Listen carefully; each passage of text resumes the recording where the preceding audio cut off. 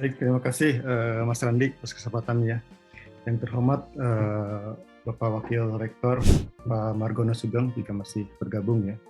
Yang terhormat Bu Yuli Pak Maman sebagai narasumber di sini. Mahasiswanya Pak Maman ini udah banyak juga yang bergabung ke Telkom yang mengembangkan Internet of Things ya, seperti itu. Terus dari fisika ya, ITB. Izin saya share screen.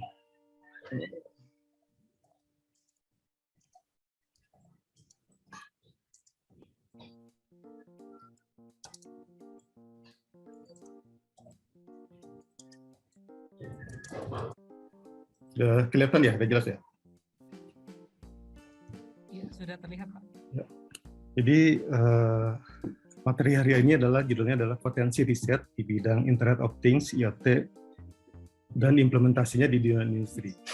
Jadi kami dari Telkom itu kan sebenarnya lebih ke arah bisnis ya, bagaimana implementasinya. Teman-teman di Undira lebih banyak ke bidang riset, gitu, riset dan pengembangannya. Nah ini kan kuncinya adalah implementasi di dunia industri. Jadi pertanyaannya bagaimana supaya hasil riset itu bisa diimplementasikan di bidang industri gitu kan. Jadi tidak hanya sebatas riset, jadi paper, tetapi tidak bisa dimanfaatkan oleh masyarakat, dikomersialisasikan gitu kan menjadi suatu bisnis. Nah, salah satu yang paling penting adalah ketika kita melakukan riset atau mengembangkan produk itu harus jelas dulu. Kita ini akan mensolusikan masalah apa di masyarakat. Apakah itu masalah terkait dengan lingkungan, energi, atau kesehatan, gitu. Baru nanti kita melakukan riset.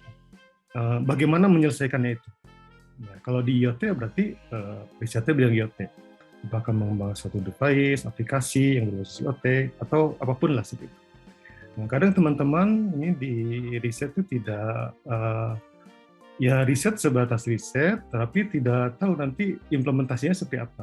Nah, itu bagusnya seperti itu.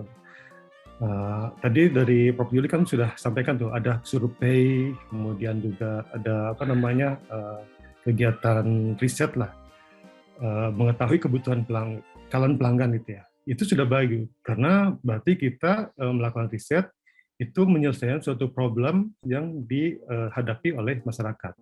Kalau bisa menyelesaikan problem, berarti ketika dikomersialisasikan, mereka berniat untuk membeli itu, berniat membeli sehingga bisa jadi komersial. Nah, di sesi sekarang ini saya akan menyampaikan apa yang bisa kami PT Telkom support gitu kan dalam rangka riset ini dan bagaimana implementasinya. Nanti saya sharing terkait dengan pengalaman-pengalaman kami di Telkom ketika mengimplementasikan IoT di dunia industri. Karena Telkom saat ini tidak hanya menjual connectivity, data atau suara gitu, tapi juga menjual solusi digital. Salah satunya adalah terkait dengan solusi Internet of Things. Ini sedikit perkenalan di kami ya Telkom gitu. Jadi untuk Internet of Things itu adalah salah satu pilar pertumbuhan di PT Telkom, Telkom Group, baik itu Telkom, Telkomsel atau anak-anak perusahaannya, itu salah satu pilar pertumbuhannya sebetulnya. Jadi produknya di Telkom, ya ini umbrella brandnya adalah Antares. Jadi Antares ini dari 3 bagian atau subproduk, yaitu Antares platform, Antares connectivity, kemudian Antares solution. Antares solution inilah yang dirasakan oleh pelanggan sebagai solusi yang menyelesaikan permasalahan-permasalahan di lapangan yang mereka hadapi. Nah ini Antares platform, ini Antares suatu platform yang open, teman-teman bisa menggunakan ini, berdaftar, kemudian menggunakannya, di sana ada dokumentasi, ada bagaimana cara menggunakannya, mendaftar, itu bisa masuk ke website antares.id. Nanti di sana ada panduannya bagaimana mengembangkan suatu aplikasi solusi Internet of Things. Jadi di sana sudah tersedia library, contoh desain, baik itu device maupun aplikasi ya. Jadi Internet itu kan ada beberapa komponen ya, ada device-nya, jadi perangkat gitu, connectivity, platform, kemudian aplikasi.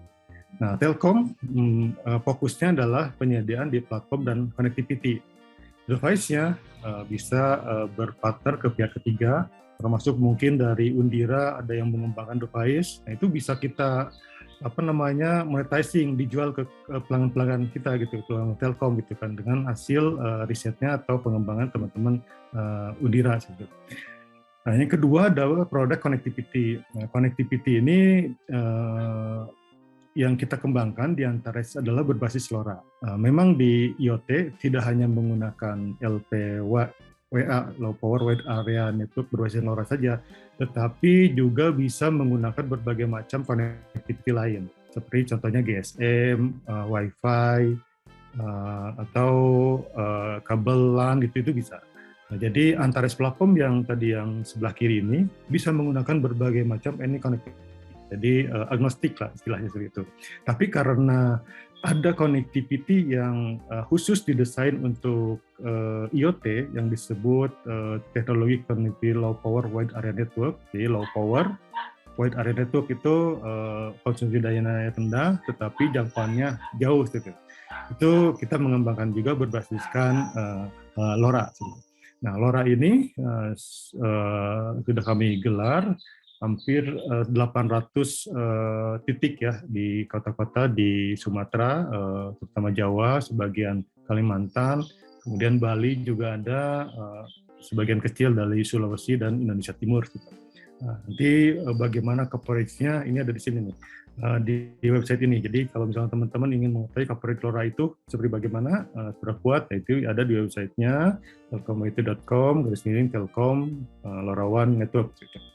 Nah, yang ketiga adalah terkait dengan solution. Jadi di kita di antara solution ini secara garis besar dibagi 4, yaitu track and trace. Jadi track and trace ini yang terkait dengan tracking, baik itu tracking kendaraan, tracking aset berupa ketika pengiriman gitu kan, aset bergerak, ketika dalam pengiriman kontainer. Nah itu termasuk track and trace. Jadi terkait dengan lokasi suatu objek itu di mana.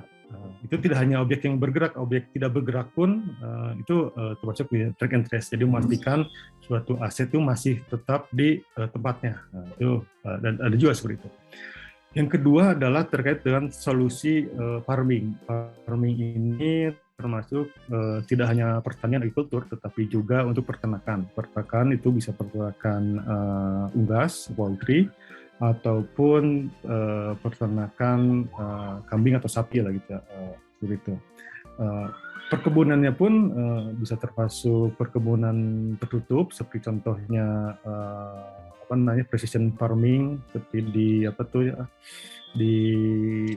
terkondisikan lah ruangannya seperti itu, atau juga perkebunan terbuka, seperti contohnya untuk perkebunan sawit, karet, tebu, seperti itu termasuk solusi-solusi IoT yang masuknya ke bagian farming.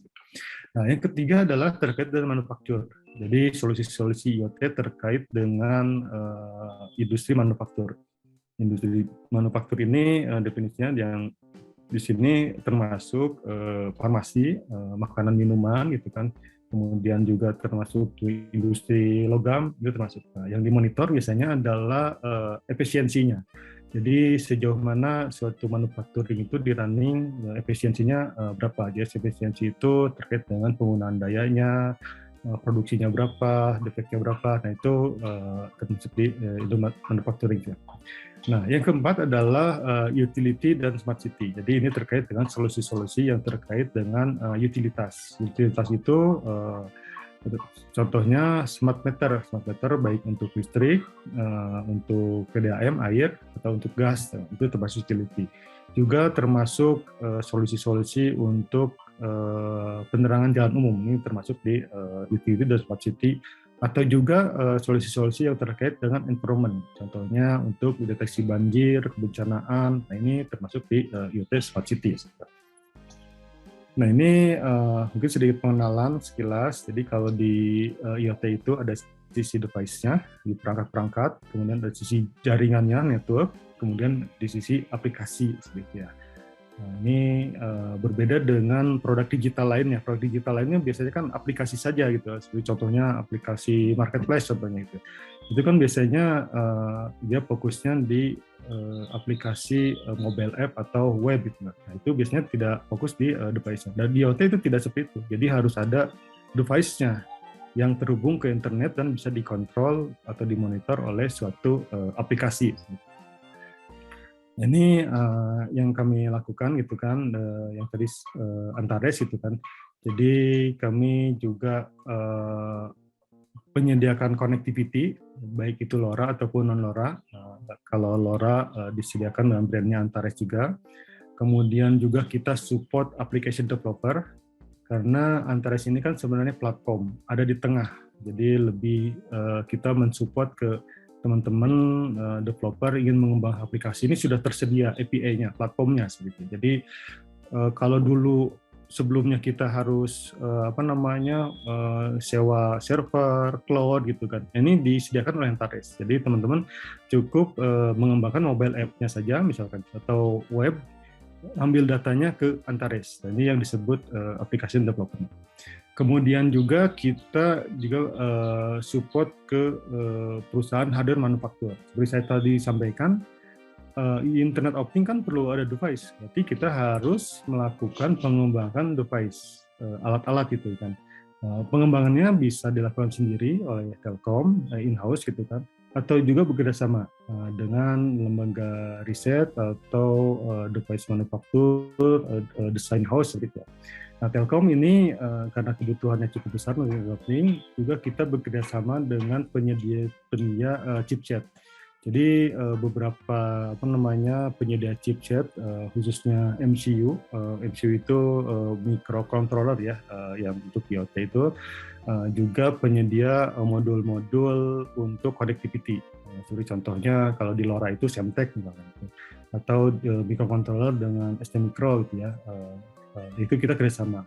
Maksudnya apa? Maksudnya ketika ada kita memerlukan suatu mass production, itu kita sudah bisa mengamankan supply chain-nya. Jadi ketika kita ada kebutuhan yang masif di utility gitu, itu sudah diamankan supply dari microcontroller. Karena di Indonesia kan tidak ada pabrik tuh microcontroller tersebut. Dan apalagi saat ini microcontroller semiconductor khususnya itu sedang ada kelangkaan. Itu jadi kalau misalkan nanti teman-teman sudah mengembangkan produk mass production, nah kita bantu Telkom untuk mass production-nya dari segi supply. Karena mungkin saja nanti teman-teman hasil risetnya dibutuhkan oleh masyarakat dan perlu banyak.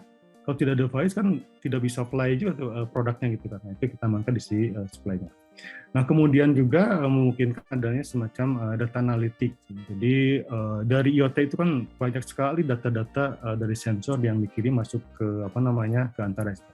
Nah, kita menyediakan juga semacam data analitik, insight datanya sehingga menjadi suatu insight yang berguna. Contohnya ada beberapa sensor misalkan. Kita pasang sensor pergerakan aset gitu kan, itu bisa ketahuan dan analitiknya. Itu apa yang terjadi di sana? Apakah akan terjadi kelangkaan suatu produk misalkan itu, atau misalkan kalau yang kita kita monitor adalah misalkan suatu pupuk misalkan itu yang kita lakukan ya. Nah itu bisa dianalisa nih, pupuk ini ketika ada sensor IoT bisa ketahuan itu ada di mana saja sekarang numpuknya dan apa akibatnya terhadap pertanian. Nah, itu bisa bagian dari data analitik. Jadi IoT tidak hanya mengumpulkan data, tapi agar berguna itu harus dianalitik. Nah, jadi tugas IoT sebenarnya mengumpulkan data sampai menampilkan lah gitu kan. Nah, itu ada ilmu sendiri, data analitik, menggabungkan dengan berbagai macam data sehingga menjadi suatu insight yang berguna. Nah, itu salah satu yang IoT supply. Nah, ini saya lebih detail lagi terkait dengan Antares Connectivity. Telkom kebetulan yang Antares ini lebih banyak ke LoRa ya. Jadi kalau teman-teman belum mengetahui terkait dengan LoRa atau LoRaWAN gitu kan, Ini termasuk kategorinya LPWAN, Low Powered Wide Area Networks itu. Nah, grup-grupnya LP1 ini ada banyak nih, ada Sigfox, NB-IoT, dan LoRaWAN, ada beberapa macam teknologi ya. Tapi kami di Telkom fokus di menggunakan teknologi LoRa berbasiskan protokol LoRaWAN. Karena kami yakin bahwa ini ekosistemnya akan mendukung gitu ya. Jadi ketika kita memilih suatu teknologi connectivity harus dipikirkan juga itu. Apakah industrinya ke arah sana atau tidak? Apakah device-nya atau semikonduktornya tersedia atau tidak? Dan bagaimana dukungan komunitas? Dan sampai nanti ketika kita memilih salah satu teknologi, ternyata yang menggunakan hanya Telkom saja tuh. Nah, itu bahaya juga. Berarti tidak ada yang menggunakan itu kan, dan tidak akan menjadi suatu produk yang digunakan secara masif. Gitu. Nah, LP1 ini keunggulannya low power wide area network. Jadi kalau teknologi lain seperti contohnya Bluetooth itu low power, tapi jangkauannya mungkin hanya 100 atau di bawah 100 meter lah seperti itu ya. Atau yang WAN, WAN itu seperti contohnya GSM. GSM bisa jauh gitu, bisa sampai 2 kilo, 5 kilo gitu kan. Tetapi boros baterai, atau dia harus melakukan sinkronisasi dengan server, sehingga kalau kita menggunakan 3G atau GSM lah, itu device-device-nya harus dicas setiap hari tuh. Sedangkan ada beberapa device IoT yang memerlukan pengukuran di lapangan gitu, dan di sana tidak tersedia catu daya. Berarti harus menggunakan baterai operated yang bisa bertahan lama gitu ya, bisa sampai bertahun-tahun, tetapi jangkauannya jauh. Nah, itu berarti ini menyelesaikan masalah terkait dengan coverage dan power supply LP1 ini. Tapi itu ada kelemahan juga. LP1 tidak bisa untuk pengiriman data yang besar. Jadi contohnya mengirimkan data gambar atau suara atau video lewat LoRaWAN itu tidak bisa. Karena LoRaWAN didesain hanya untuk telemetri yang kecepatan datanya kecil. Jadi misalkan contohnya untuk pengukuran suhu, misalnya lokasi gitu kan, atau ketinggian air, misalkan muka air misalnya, itu bisa lebih bersifat telemetri menggunakan LoRaWAN. Tapi keunggulannya adalah jarak jauh dan hemat baterai. Nah itu cocok untuk Internet of Things. Nah ini Antares Connectivity yang berbasis LoRaWAN ini kita sudah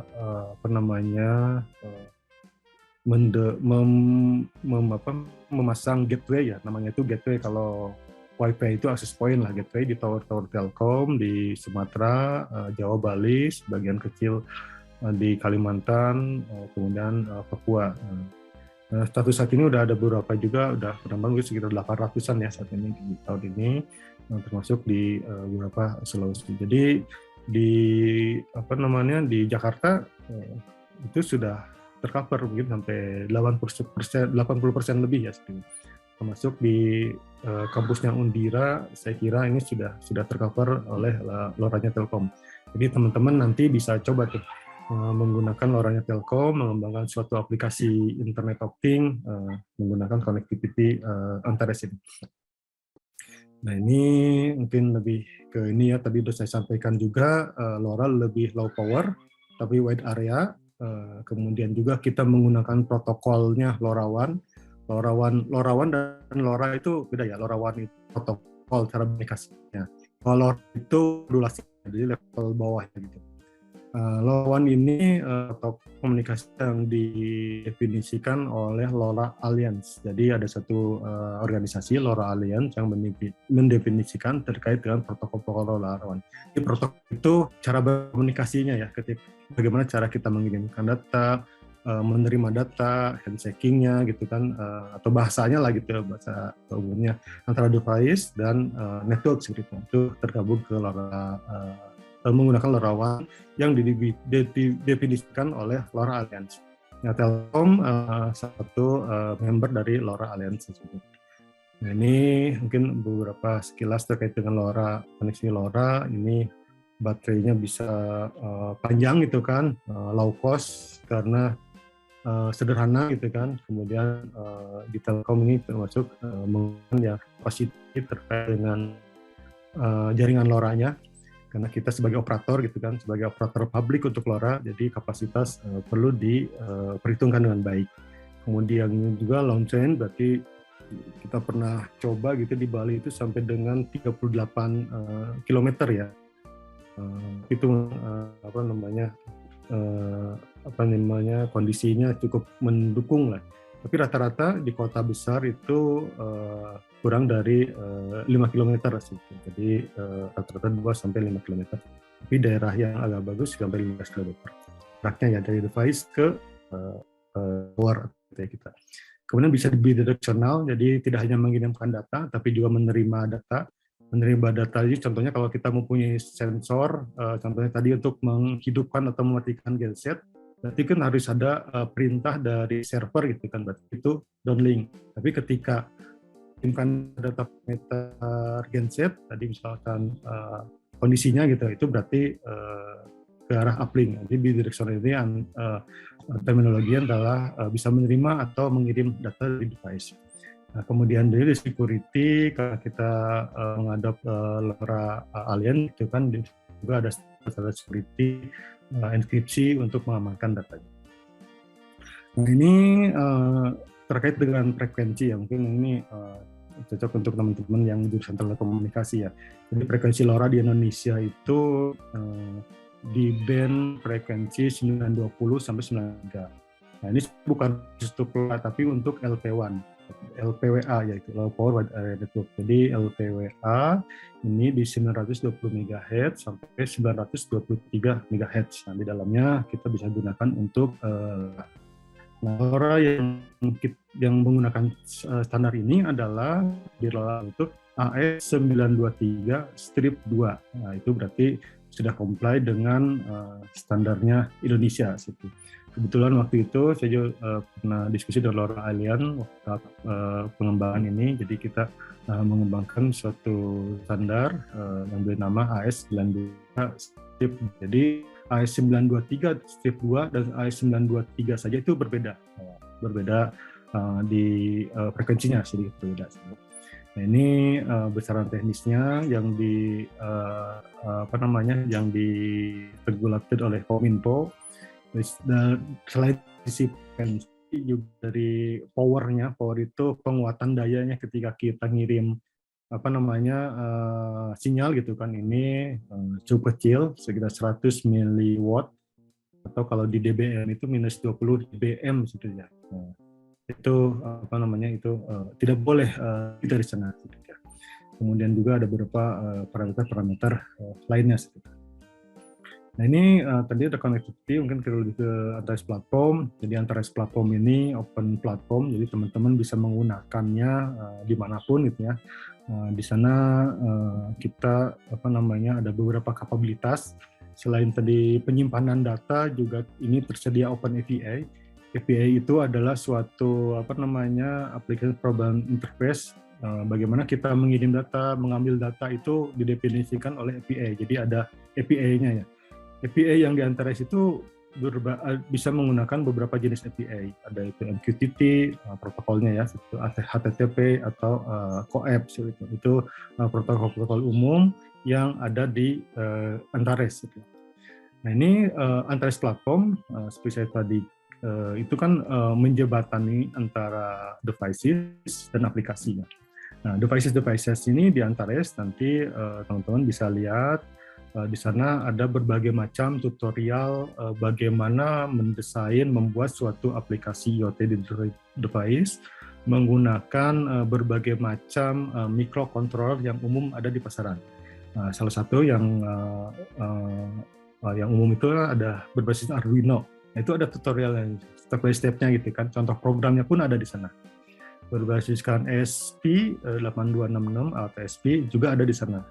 Raspberry juga ada di sana. Jadi ketika teman-teman ingin mengembangkan suatu aplikasi IoT, contoh saja di sana ikuti tutorial ya contohnya. Kemudian aplikasikan dan modifikasi.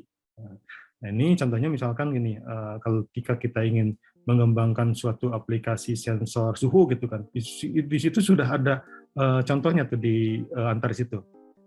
Nah itu hal yang sama dengan modifikasi, kita bisa sensor suhu itu diganti dengan sensor yang lain, kelembaban misalkan, atau sensor ketinggian atau sensor jarak ketinggian air atau sensor tekanan, itu bisa digunakan. Yang membedakan adalah sensornya yang tepat itu apa, gitu.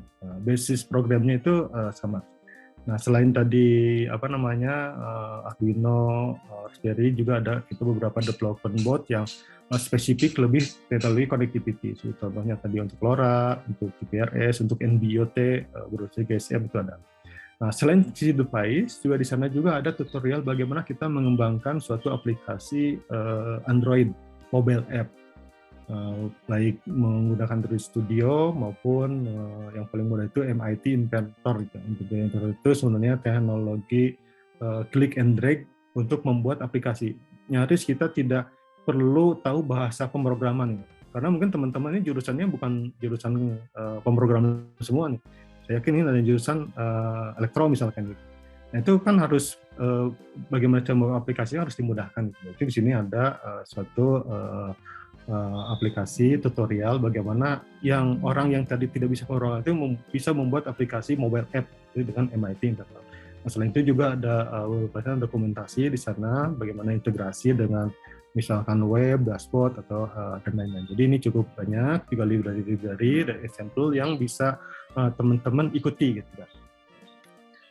Nah, kemudian ini mungkin lebih ke kemampuan di Antares platform, device management, itu ada interoperability dengan berbagai macam teknologi, dengan berbagai macam protokol, itu ada khususnya yang umum untuk digunakan IoT, data management termasuk storage, itu ada di sana. Kemudian juga kita enhance dengan security, juga kita untuk yang Antares berbayarnya juga ada di sana, jadi kita sediakan billing untuk end user. Jadi Antares platform ini kan yang menggunakan adalah pengembang, developer gitu kan. Suatu saat tentu developer itu kan akan menjual produknya ke end customer. Nah, ini kita sediakan semacam billingnya, jadi teman-teman tidak usah mengembangkan billing sistem sendiri gitu, bisa disediakan oleh Antares. Nah ini implementasinya biasanya kita ke beberapa customer, bisa on-premise itu jadi diinstal platform itu di server sendiri. Ini biasanya digunakan untuk di industri gitu ya, industri manufaktur di sana ingin datanya di on-premise, jadi tempatnya dia gitu kan. Nah, itu kita bisa implementasinya. Atau juga private, jadi private ini adalah Antares yang khusus di cloud gitu kan, di server di cloud, tapi khusus untuk customer tersebut. Nah, jadi kalau on-premise itu ada hardware-nya di tempatnya dia gitu kan. Kalau private cloud itu cloud-nya, servernya di cloud itu di jaring. Aku juga public cloud. Jadi public cloud ini seperti Antares.id itu sebenarnya public cloud. Jadi teman-teman tidak usah menyediakan server atau cloud tersendiri. Gunakan saja public itu. Digunakan sama. Jadi teman-teman bisa menyimpan data, mengambil data, dan berinteraksi dengan aplikasi atau devices-nya. Ketiga, hybrid. Jadi hybrid ini gabungan antara private dan public sebenarnya. Nah, ini kita Antares sudah tersertifikasi secara global gitu kan. Jadi kalau saya sampaikan cara berkomunikasi dengan Antares itu menggunakan kemudian kapabilitasnya itu sudah ada berapa, ada 12. Itu bukan mau-maunya Telkom. Ini kita beriper ke suatu standar yang namanya itu 1M2M. Ini kita sudah tersertifikasi sejak tahun 2019 oleh TTA. 1M itu atau badan standar dunia. Ini gabungan dari beberapa badan standar telekomunikasi atau device yang lainnya. Di sana ada standar dari ETSI, kemudian TIA dari Amerika, dari Korea bergabung menjadi menerapkan suatu badan standar yang disebut 1M2M. Nah, ini bisa dilihat di website-nya 1m2m.org. Nah, ini mungkin lebih ke detail solution. Tadi kan baru connectivity dan platformnya. Nah, apa yang bisa dengan connectivity dan platform itu. Ini saya sampaikan beberapa contoh gitu ya terkait dengan solusi-solusi di IoT. Mungkin saya nanti skip saja ini sekilas saja memberikan gambaran kira-kira teman-teman itu membuat apa gitu. Ini contohnya untuk public utility gitu ya. Untuk smart water meter air PDAM gitu. Itu kita bisa mengembangkan sistem monitoring secara end to end. Dari mulai produksi air bersih gitu oleh PDAM, distribusinya sampai ke pelanggannya. Nah itu kan sebenarnya sangat kental terkait dengan IoT. Nah, kembali tadi yang saya sampaikan, pain problemnya itu apa? Nah, kalau PDAM adalah pain problemnya NRW, non-revenue water. Jadi non-revenue water itu air yang sudah diproduksi tapi tidak menjadi tidak bisa ditagihkan menjadi uang gitu kan. Rata sekarang RW-nya itu sampai dengan 40% itu. Jadi kalau misalkan 100 kubik air yang diproduksi, yang jadi uang itu hanya yang tidak jadi uang itu 40% terbuang entah mana lagi, entah kebocoran dan lain-lain, tidak lagi atau apapun lagi. Nah dengan IoT itu dia bisa mengurangi RW-nya, non-revenue water.